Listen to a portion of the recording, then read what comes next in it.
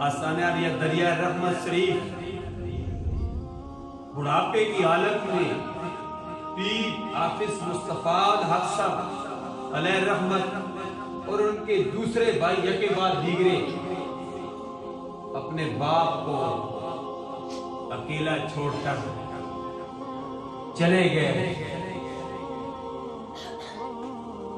इसी तरह आज अफसोस से कहना पड़ता है, इस अटक की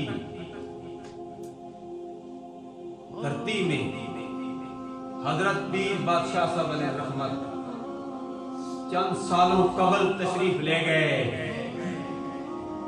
खालिक हकीकी से जा मिले। गुज़श्ता दिन उनका उस मुबारक भी था और आज ही सुबह खबर मिली है कि हजरत पीर बादशाह साहब अलैहि रहमत के बड़े शहजादे, बड़े साहबजादा पीर अब्दुल ज़हर रिज़वी बादशाह भी खालिक हकीकी से जा मिले।